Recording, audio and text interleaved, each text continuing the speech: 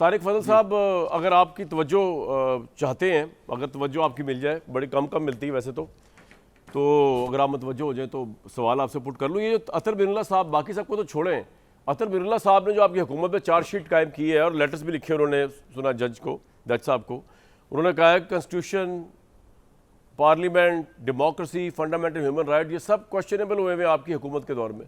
तो आप तो अपने हल्फ की वाजिया वायलेशन कर रहे हैं, अवैध साहब कह रहे हैं।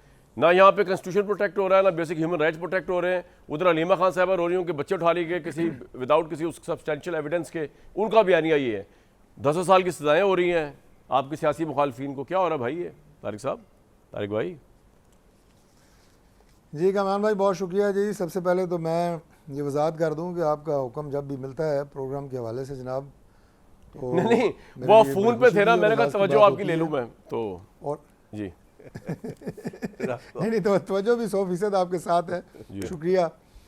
देखिए बात यह है कि पाकिस्तान में अनफॉर्चुनेटली ये जब भी हम किसी प्रोग्राम में होते हैं ना, पाकिस्तान तहरीक साहब कहते हैं जी हमारे साथ ये हो रहा है, हम कहते हैं जी हमारे साथ ये 3 दफ़ा हो चुका है। पीपल्स पार्टी कहती है जी हमारे साथ तो आप दोनों से ज़्यादा हो चुका है, हमारा तो लीडर को फांसी लगा दी गई है। सही है। और 50 साल बाद आज कह दिया गया है कि जी ये हमारा लीडर जो है उसको गलत फांसी हुई है, वो ये अदालत कह रही है।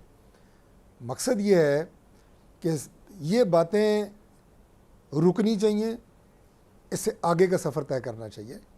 अब सियासी जमातें पाकिस्तान में इनको जेलों में फेंक के आगे का सफ़र तय करना है कि मिल बैठ के किस तरह ये जेलों में चलते सड़ते रहे, आगे का सफ़र तय करें। यार मेरी बात सुने कमरान भाई, बात ये होती है कि मुकदमात जो आज भी सजाएं हुई हैं, कुछ बरी हो गए हैं, कुछ को सजाएं हुई हैं। इससे पहले भी 9 मई के वाक़यात में जो मुलजिम थे कुछ बरी हुए हैं, कुछ को सजाएं हुई हैं। कह रहे हैं अलीमा खान के बेटों को 2 साल बाद गिरफ्तार किया आपने, वो 9 मई से मतलब थे। इसका जवाब तो गवर्नमेंट देना।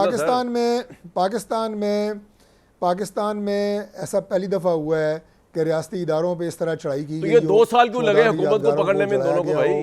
तोड़ फोड़ की गई हो। अब नहीं, मैं उन दोनों के हवाले से बड़ी खुल के वजाहत आ चुकी है कि एक की तो फुटेज जो है वो आ रही है कि वो मौके पे मौजूद थे। दूसरों को अगर गिरफ्तार किया गया तो प्रोसिक्यूशन साबित करेगा कि कोई इल्जाम अगर है, जिसकी फुटेज है उसको 2 साल बाद गिरफ्तार किया होगा तो बरी हो जाएगा। मैं सिर्फ ये अर्ज कर रहा हूँ जी, देखें जी, मुझे तो ये नहीं पता वो 2 साल से इधर है, बीच में मीडिया के जरिए ये पता चल रहा था कि वो मुल्क से बाहर था। अच्छा, मुल्क से बाहर था, वो मुल्क से उसको वापस आए हुए काफी अर्सा हो गया। आप मुझसे पूछ गिरफ्तार होता तो वो तो अवैध साहब जो हैं वो खुद माशाल्लाह बहुत सीनियर